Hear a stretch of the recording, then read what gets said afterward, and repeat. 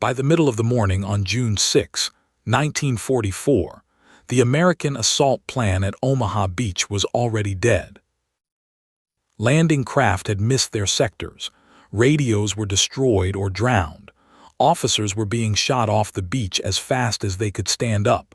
Some men couldn't find their platoon, some couldn't find their company, some couldn't find a single other soldier wearing their own division's patch. By every rule of military history up to that point, this is the moment an army stops being an army. No plan, no officers, no communication. That's not a bad morning, that's a collapse. Except it didn't collapse. Within hours, small, leaderless clusters of Americans were climbing the bluffs anyway, forcing gaps in the German line, taking positions nobody had ordered them to take. So here's the question this video actually answers. How does an army keep attacking after the people in charge of the attack are dead? And I want to be upfront about something, because most versions of this story get it wrong. The easy answer is American soldiers were just trained to use initiative. That answer sounds good, and it's false. The Germans built their entire doctrine around initiative, a system called Auftragstaktik, and it was older, deeper, and more sophisticated than anything the U.S. Army had. So that's not the answer. What we're actually looking for is stranger than who could think for themselves. It's who was allowed to keep leading after the leader was already gone. And the answer to that is going to take us from a beach in Normandy to a scrap metal welding job in a French field to a frozen crossroads in Belgium. If stories like this are the kind of history you want more of, subscribe now before we go further. This channel exists for exactly this, the why behind the war, not just the what. All right, let's go back to the bluff. One of the groups climbing that morning was led by Lieutenant John Spalding and Staff Sergeant Philip Strexick. By around 10:30 a.m., their section had fought its way to the top and helped eliminate a German strongpoint called WN-64. That single action didn't win Omaha Beach, but it exposed something about the army that had landed there. Its plan could die without every soldier underneath it dying with it. To understand why, you have to throw out the myth first. The Germans did not reserve independent judgment for officers only. Before the war, they had deliberately pushed Auftragstaktik down into their NCO ranks too. A German sergeant was not waiting for permission to think. Both armies valued initiative. That's settled. The real difference was somewhere else. What happened to command when the specific person holding it was killed? The United States entered the war needing to build an army from almost nothing, at a speed no peacetime officer corps could support. It needed thousands of new platoon leaders faster than any traditional path could produce them. So in 1941, the Army opened officer candidate school at Fort Benning and started pulling leaders out of the enlisted ranks. Not academy graduates, not career soldiers, mechanics, clerks, farmhands. In roughly 90 days, qualified enlisted men came out the other side as second lieutenants. The nickname stuck fast, 90-day wonders, and it wasn't always meant kindly. They weren't tactical geniuses. They didn't need to be. Fort Benning alone produced roughly 45,000 of them over the course of the war, feeding an army that would eventually field 89 divisions. That's the first piece. A leadership pipeline wide enough that losing an officer didn't mean waiting weeks for a replacement to arrive from somewhere else. It meant reaching into your own ranks and pulling one out. But 45,000 new lieutenants still isn't the answer, because lieutenants die fast in combat. Any unit that depends entirely on one man surviving will eventually meet the day he doesn't. So the Army built the backup in one layer further down, inside the squad itself. By 1942, a standard 12-man rifle squad had a sergeant as squad leader and a corporal as assistant squad leader. A second named leader, built into the formation before a single shot was fired. Nobody had to hold a vote under fire. Nobody had to figure out in the middle of a firefight who was now in charge. If the sergeant went down, command had already moved to the corporal. If he went down too, it kept moving to whoever had the most experience left standing. This wasn't a perfect system. Post-war reviews found 12 men were often too many for one leader to control well, and the squad wasn't yet split into the independent fire teams the Army would adopt later. It was imperfect, but it had depth. And depth is what showed up on that beach, not because every man landed where he was supposed to, but because enough of them didn't, and it still didn't matter. Scattered soldiers from broken units gathered around whoever was nearest and capable and moved, not executing the original plan, executing its purpose: get off the beach, reach the high ground, open the exits. There was no secret officer hidden in every rank. There were trained men willing to take responsibility when the structure around them broke. That was Omaha. What came next, inland, tested something different, not who leads when the plan collapses, but what happens when the terrain itself makes the plan impossible. Past the beaches, American troops hit the bocage, centuries-old earthen walls thick with roots and brush, dividing Normandy into a maze of small, murderous fields. Every hedge was a wall.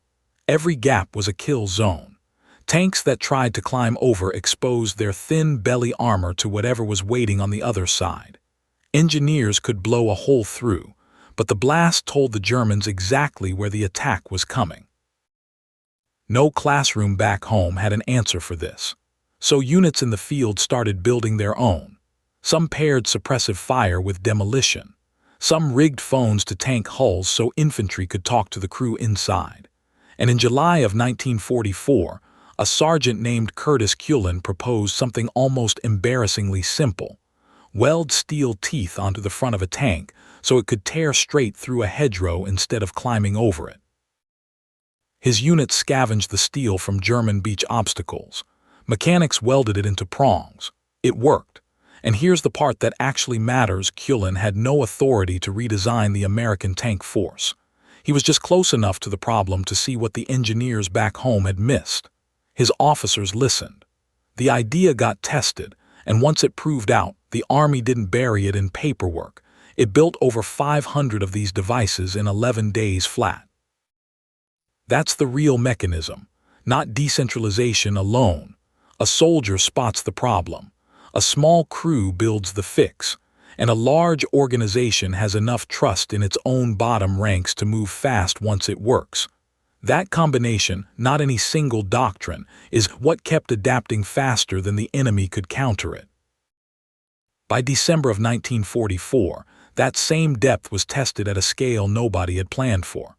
Before dawn on the 16th, Germany launched its last major offensive in the West. Artillery tore into American positions across the Ardennes. Armor broke through the thin line, driving for the roads and bridges it needed to keep moving. Communications collapsed. Whole formations were cut off, captured, or scattered into the forest in small, leaderless groups. This is not a story where a few plucky sergeants saved the day. The opening days of that offensive were a real operational disaster, and no honest telling of this pretends otherwise. But the German advance depended on speed, on roads staying open and resistance collapsing fast enough to keep the columns moving. Instead, resistance kept reappearing in places it had no business reappearing. A bridge would go down. A crossroads would get blocked. A scratch group of soldiers who'd never trained together, pulled from 3 or 4 different broken units, would dig in and force a German column to stop, deploy, and hunt for another route. Kampfgruppe Paper, one of the most powerful armored spearheads in the entire offensive, ran into exactly this, again and again. Not one legendary stand, but dozens of small, forgettable ones that cost it the only thing it couldn't afford to lose: time. A scratch group is not a real unit. It's what you build when the real unit is gone. It should be worse than what it replaced. Often it was. But an imperfect unit holding a crossroads beats an empty road every time, and that gap, multiplied across an 80-mile front, is the difference between an offensive that reaches the Meuse in 48 hours and one that never gets there at all. So let's go back to the original question. because by now the honest answer should be obvious, and it's not the one most versions of this story give you. It's not that Americans could think and Germans couldn't. Both could. It's not that the U.S. invented decentralized command. The Army would spend the following decades formally studying and adopting Auftragstaktik itself, folding it directly into modern American doctrine. The two systems were never simple opposites. Germany proved what commanders' intent and trust could do. The United States proved what happens when a citizen army combines that same initiative with something else: organizational depth. Multiple named leaders built into every unit before the fighting starts. A pipeline wide enough to keep refilling those leaders when they die. A structure loose enough at the top to let a sergeant's welding idea reach 500 tanks in 11 days. Kill one leader in that system and the unit hesitates. Kill two and it might lose direction. Push hard enough and it can still break.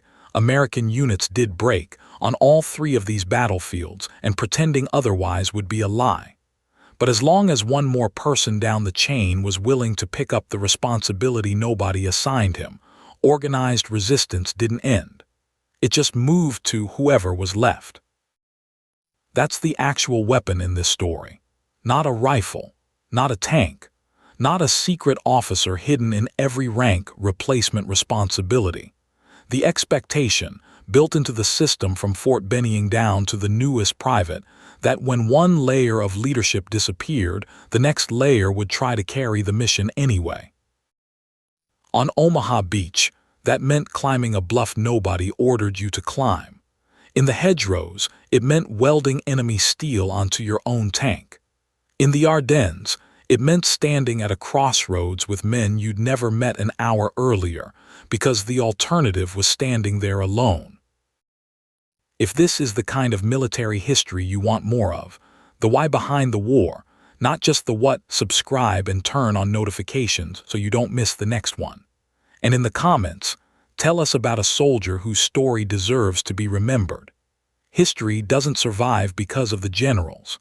Sometimes it survives because one person, with no orders and no authority, decided the responsibility had reached him.